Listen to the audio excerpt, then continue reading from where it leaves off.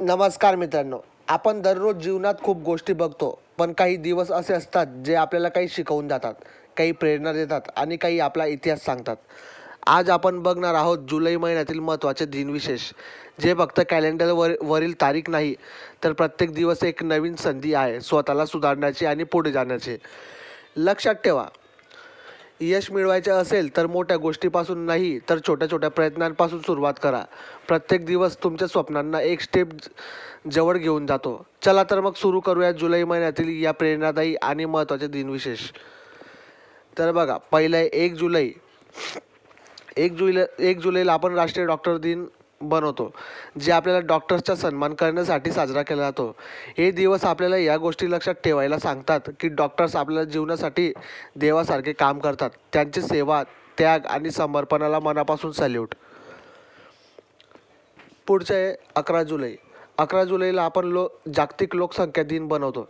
या दिवसाचा उद्देश म्हणजे या दिवसाचा उद्देश आहे वाढत्या लोकसंख्येबद्दल जागरूकता निर्माण करणे आणि समाजाला योग्य मार्गदर्शन देणे. लक्षात ठेवा, संतुलित लोकसंख्या असेल तरच भविष्य सुंदर आणि सुरक्षित राहील. तिसरा आहे 22 जुलै. 22 जुलैला आपण राष्ट्रीय झेंडा स्वीकृती दिन बनवतो. या दिवशी 1947मध्ये आपल्या तिरंग्याला राष्ट्रीय ध्वज म्हणून स्वीकार केला गेला होता. हा तिरंगा आपल्याला एकता, स्वातंत्र्य आणि गर्वाचा प्रतीक आहे. त्याला मनापासून वंदन. बघा, पुढचं आहे 26 जुलै.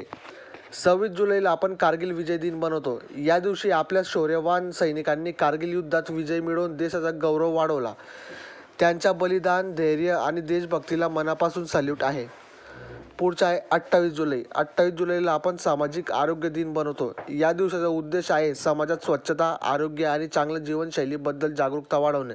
लक्षात ठेवा, निरोगी समाजच देशाचा खरा बल असतो. तर मित्रांनो, हे होते जुलै महिन्यातील महत्त्वाचे दिनविशेष. प्रत्येक दिवस आपल्याला काहीतरी नवीन शिकवतो आणि पुढे जाण्याची प्रेरणा देतो. लक्षात ठेवा, यश मिळवण्यासाठी एकच मोठा प्रयत्न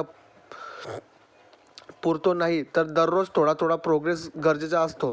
स्वतःवर विश्वास ठेवा, स्वप्न मोठी ठेवा आणि त्यांना पूर्ण करण्यासाठी कधीही थांबू नका. व्हिडिओ आवडला असेल तर लाईक करा, शेअर करा आणि चॅनलला सबस्क्राईब करायला विसरू नका.